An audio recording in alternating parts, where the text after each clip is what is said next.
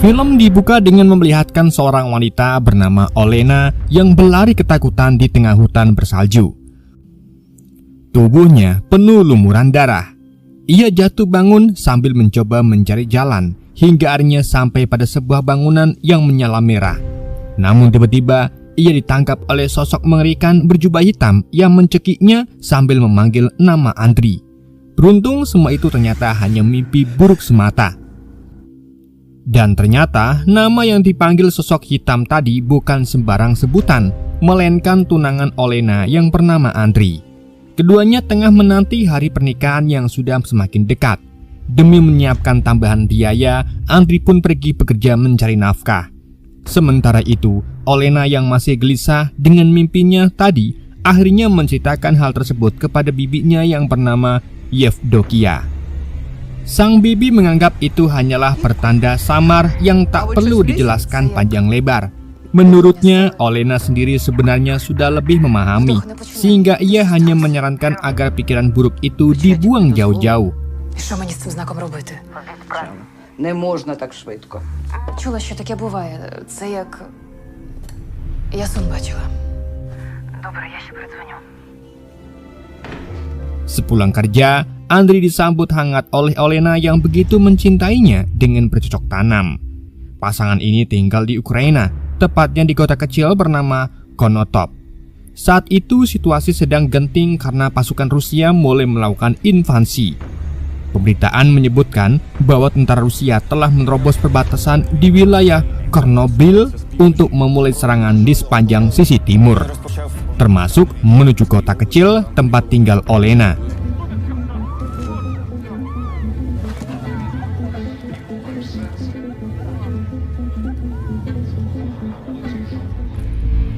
Karena melihat tanda-tanda kehadiran tentara Rusia di sekitar, Andri pun diam-diam membawa Olena pergi menuju kota lain yang masih aman. Di sisi lain, terungkap bahwa Andri bukan sekedar warga biasa, ia ternyata merupakan tentara magang aktif Ukraina.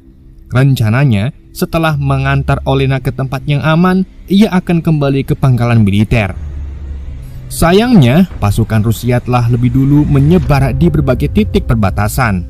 Saat hendak mengambil jalan lain, Olena meminta agar mereka singgah saja ke rumah bibinya, karena ia merasa di sana akan lebih terlindungi.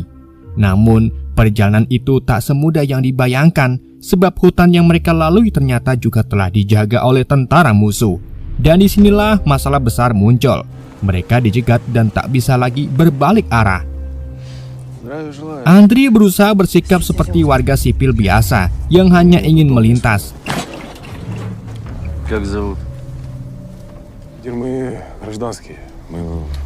Tetapi salah satu prajurit Rusia mencoba memprovokasi komandannya. Dengan rembukan musyawarah, ia mengatakan bahwa meski mereka hanyalah warga sipil, mobil itu tetap dibutuhkan karena kendaraan mereka mogok. Terlebih lagi, melihat kecantikan Olena membuat para tentara sange. Komandan pun akhirnya setuju dengan syarat ia harus menjadi yang pertama mencicipi. Saat pasukan itu mencoba memaksa, situasi itu membuat darah patriotisme Andri mendidih.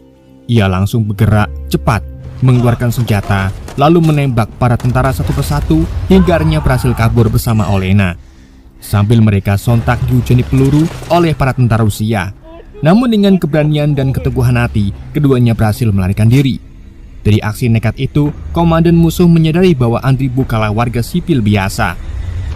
Beberapa tentaranya bahkan ikut terluka meski selamat berkat rompi anti pelurunya. Tetapi ada satu yang tewas akibat tembakan di bagian mata, membuat pasukan itu merasa dipermalukan meski sedang tidak berada dalam medan perang terbuka. Малой, дай пластырь какой-то. Кто ранен?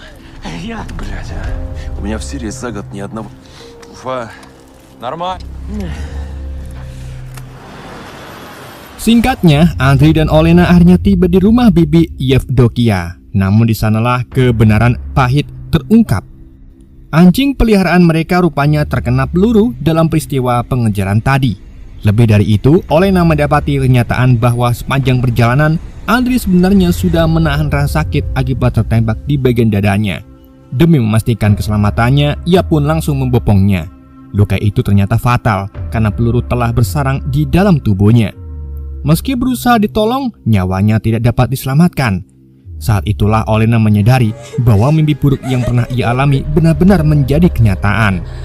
Sosok hitam dari dalam tidurnya kini seolah datang menjemput Andriy.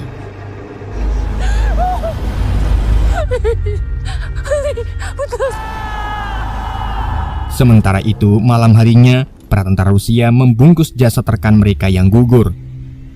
Keesokan harinya, ia membersihkan jasad Andriy dengan perasaan hancur. Kesedihannya begitu besar. Anehnya, Olena malah berkata bahwa meskipun pernah menyaksikan ratusan perang dan ribuan kematian, tidak ada satupun yang lebih menyakitkan dibanding kehilangan cintanya kali ini.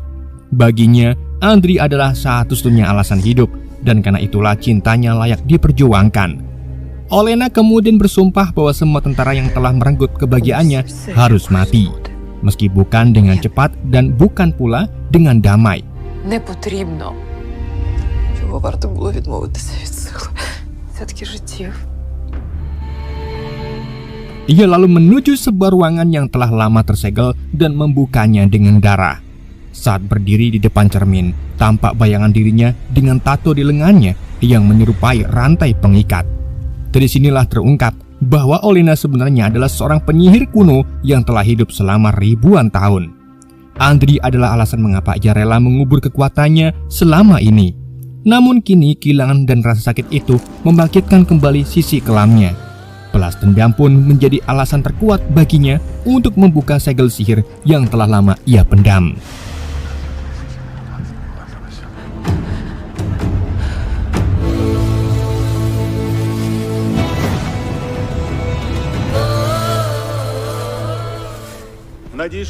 Beralih pada pasukan Rusia, sang komandan bernama Rovny mengumumkan kabar buruk kepada anak buahnya. Jalur pasukan makanan mereka diputus setelah tentara Ukraina berhasil membombardir perbekalan. Namun di sisi lain, kabar baiknya adalah mereka kini mendapat lampu hijau untuk bertindak mandiri. Artinya mereka diperbolehkan menjarah penduduk sekitar. Tanpa menunggu lama, pasukan itu pun mulai memasuki kota dengan cara brutal. Mereka menggeledah rumah-rumah penduduk tanpa ampun.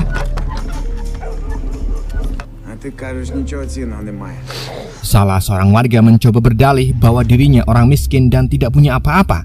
Akan tetapi setelah diperiksa, mereka justru menemukan sesuatu yang dianggap lebih berharga daripada harta, yakni seorang wanita perawan bernama Katnya.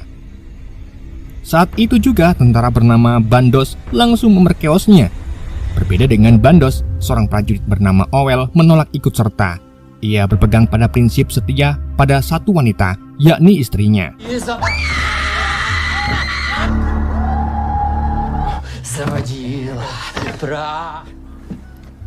Sementara di luar, beberapa tentara yang berjaga sempat dihampiri seorang ibu-ibu yang berani mengutuk tindakan mereka. Dengan penuh amarah, ia melontarkan sumpah serapah bahwa mereka akan kena azab, yaitu ngising bebelen.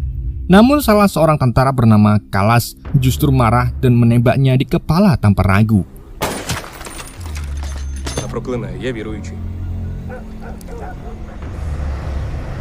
Dalam berselang, para tentara kembali dengan membawa tumpukan barang jerahan dan makanan. Katya juga ikut diseret, dibekap sebagai barang mainan untuk Bandos. Karena tentara lain tidak ada yang tertarik, Bandos pun melanjutkan aksinya hingga ke ronde. Di sisi lain, Olena yang telah kembali membangkitkan kekuatan sihirnya mulai melancarkan balas dendam.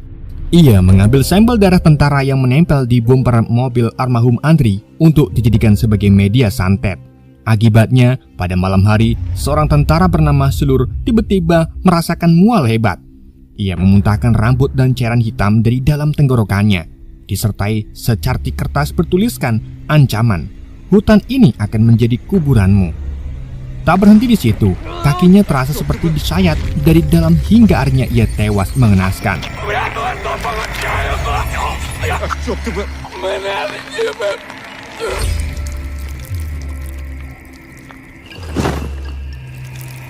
Namun, rekan-rekannya hanya menganggap Slur meninggal karena serangan jantung.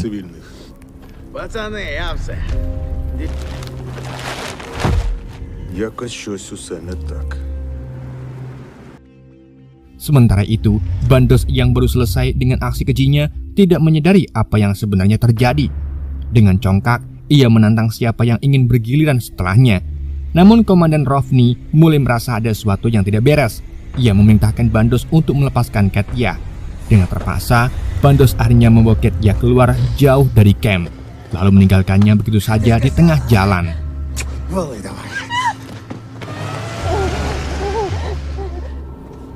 Tak lama kemudian sebuah mobil datang. Ternyata itu adalah Olena yang menawarkan Katya kesempatan untuk membalaskan dendamnya.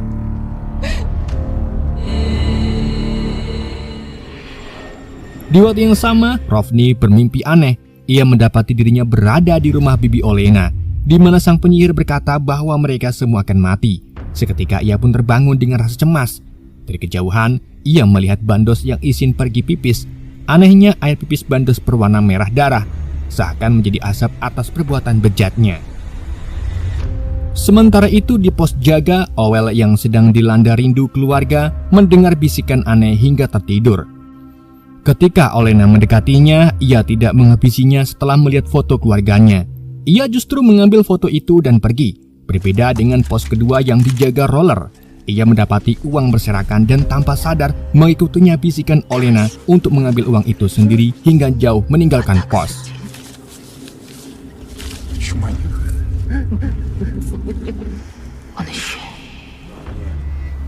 Keesokan harinya, seluruh tentara menerima pesan WA yang sama, bertuliskan hutan ini akan menjadi kuburanmu. Mereka langsung teringat dengan kertas serupa yang dimuntahkan seluruh sebelum mati. Namun Komandan Rovni bersikeras bahwa semua ini hanyalah bentuk cyber attack dari tentara Ukraina, bagian dari operasi psikologis untuk melemahkan mental musuh. Karena itu ia melarang pasukannya terpengaruh. Meski begitu, seorang prajurit bernama Uva melapor telah menemukan suatu ganjil di dalam hutan. Rombongan pun berangkat untuk menyelidikinya, dan di sanalah mereka menemukan mayat boneka santet Vodo bergelantungan. Komandan lalu bertanya pada prajurit yang berjaga semalam. Owel menjelaskan bahwa malam itu sebenarnya tenang, mungkin hanya Roller yang melihat sesuatu. Pada saat itu, mereka sadar bahwa Roller hilang dari posnya. Pencarian segera dilakukan hingga ditemukan jejak kaki yang mengarah pada Roller. Hingganya, mereka menemukan Roller sudah terikat di pohon dengan kondisi mulut terjahit.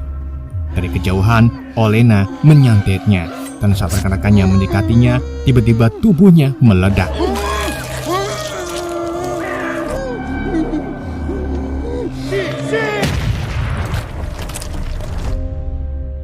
Tetapi, sang komandan curiga bahwa semua ini hanyalah jebakan. Ia meyakini bahwa dalang di balik kejadian-kejadian aneh tersebut adalah tentara Ukraina.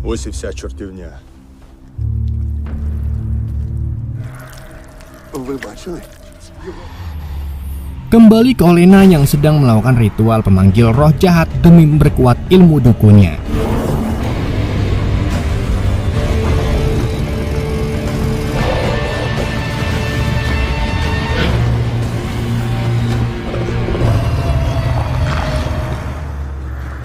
Di luar rumah, sang bibi yang tengah menjamur pakaian mendadak dikejutkan oleh segerombolan burung gagak yang berjatuhan. Ia pun segera sadar ada sesuatu yang tidak beres, lalu menemui Olena yang tengah bersiap mengirim santet untuk keluarga Owel. Dengan cemas, bibi memintanya menghentikan niat tersebut, sebab ia tahu langkah ini hanya akan membuat Olena kehilangan kendali hingga berubah menjadi iblis yang kejam dan memakan tubuhnya sendiri perlahan-lahan. Namun, Olena yang sudah dipenuhi dendam tidak peduli lagi dengan konsekuensi apapun. Ia menolak nasihat bibinya dan menegaskan bahwa usianya sudah ratusan tahun lebih tua. Nyatanya, bibi bukanlah kerabat kandungnya, melainkan seorang yang pernah ia selamatkan di masa Perang Dunia Kedua. Sejak saat itulah, Olena mengajarinya sebagian ilmu perdukunan.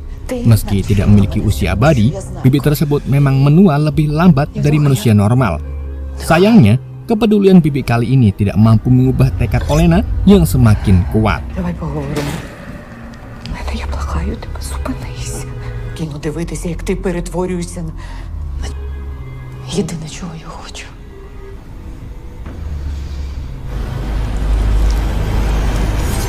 Але завдяки цьому я живу. Sementara itu, Owel yang tengah mengurus potongan tubuh Russell mendapat kiriman foto mengenai kondisi keluarganya di kampung. Ia pun minta izin pada komandannya untuk pulang sebentar. sekedar mencari sinyal dan memastikan keadaan lewat panggilan video. Namun saat hendak memperlihatkan foto itu, sinyal ponselnya mendadak hilang. Hal tersebut membuat sang komandan curiga dan menganggap Owell hanya berhalusinasi, lalu menyuruhnya kembali berjaga. Baginya, semua itu hanyalah jebakan tentara Ukraina agar mereka keluar dari camp dan disergap. Namun, tak lama kemudian, sinyal kembali muncul. Owell menerima banyak kiriman foto kondisi anak dan istrinya yang lebih mengerikan. Ia pun melihat sebuah tang dengan pintu terbuka, lalu memanfaatkannya untuk pergi. Sayangnya, dalam perjalanan ia dikejutkan oleh bayangan Olena hingga kehilangan kendali.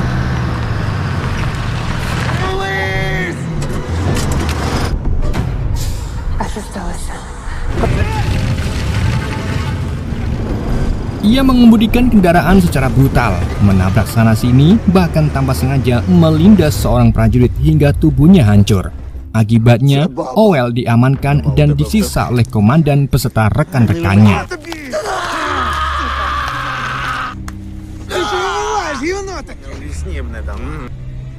Keesokan paginya, camp tiba-tiba diguncang ledakan di berbagai penjuru. Rupanya senjata mereka telah dikuasai oleh Olena.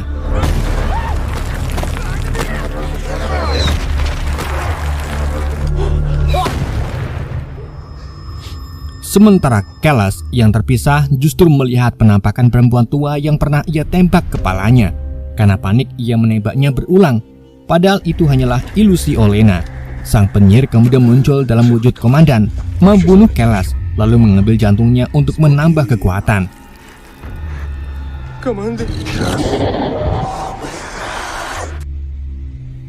Sesampainya di rumah, Olena melahap jantung tersebut dengan buas. Hal itu membuat bibinya semakin resah karena mulai merasakan ada sesuatu yang janggal dari tubuh Olena. Namun sang penyihir semakin brutal, bahkan tak sengaja melukai bibinya sendiri, lalu memperingatkannya agar menjauh sementara sampai dendamnya tuntas. Malam harinya, para prajurit membicarakan kejadian aneh yang mereka alami. Salah seorang di antaranya meyakini semua ini berhubungan dengan legenda penyihir Konotop. Tetapi sang komandan tetap menolak percaya. Ia justru memberi perintah agar malam itu tidak ada yang tidur dan musuh harus ditangkap dengan cara apapun. Моя мати, вона родом з цих місць. Ти що не БТРом відьма переїхала. Це українська ДРГ. Saat asap kembali menyelimuti, Olena memanfaatkan kesempatan untuk memperingatkan Rohni bahwa melawan penyihir Konotop hanya akan berakhir dengan kematian.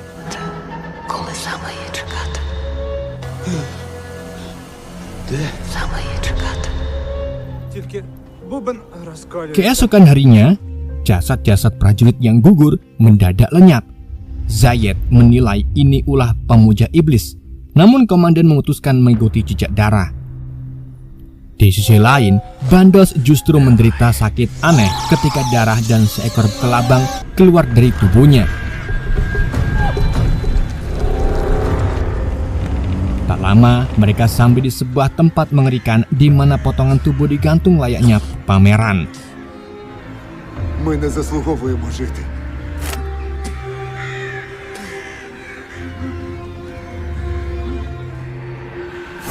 Olena lalu menampakkan diri meski hanya bisa dilihat oleh sang komandan dan memicu tembakan membabi buta.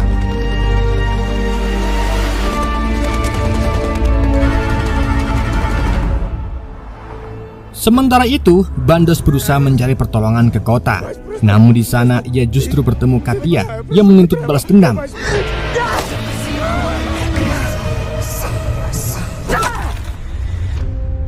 Olena sendiri masih belum mempan ditembak karena kekuatannya belum sempurna.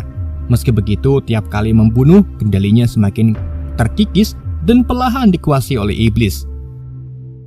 Di tengah kekacauan, komandan tetap keras kepala. Ia bahkan menembak Zayed yang mencoba kabur ketakutan karena terus menyebut penyihir. Я хочу додому. Saat sampai di rumah Olena, mereka yang tersisa 4 orang membagi 2 kelompok. Sayangnya 2 prajurit yang berjaga di luar terlibat pertengkaran ejek-ejekan nama orang tua, hingga salah satunya tewas.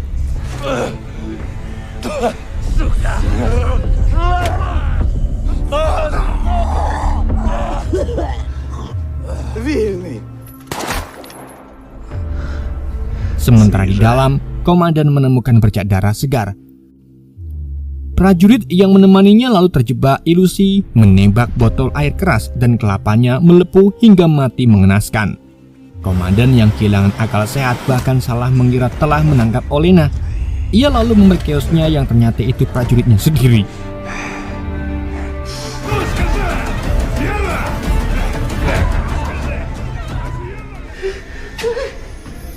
Setelah itu, Olena dengan mudah membantai sisa pasukan hingga tersisa dirinya dan sang komandan. Pada saat genting itu, sang bibi kembali datang. Ia dengan penuh kepedulian meminta Olena menghentikan aksinya. Kali ini ia menyadari bahwa ada janin dalam rahim Olena, sesuatu yang sebelumnya tersembunyi karena tertutup amarah. Namun komandan yang putus asa mencoba menyandra bibi, tapi usahanya gagal karena senjatanya lumpuh oleh sihir. Dan akhirnya ia kalah telak. Olena pun dilanda dilema. Ia ingin menuntaskan dendam, namun tak ingin kehilangan peninggalan terakhir dari Andriy. Sang bibi lalu memberi jalan keluar, yaitu membuat komandan kehilangan akal sehat dan menyerahkannya pada tentara Ukraina sebagai orang gila. Rencana itu berhasil dan dendam Olena akhirnya terbalaskan tanpa harus merenggut nyawa terakhir. Film ditutup dengan kelahiran bayi Olena yang sehat, meninggalkan pesan kelam bahwa dendam hanya membawa jiwa semakin dekat dengan kegelapan. Oke guys, itulah alur cerita film The Witch Revenge. Semoga kalian terhibur dengan alur cerita yang saya bawakan. Mohon maaf jika ada kesalahan dalam penyampaiannya ataupun penyebutan nama. Sekian dari Yende, sampai jumpa di video berikutnya.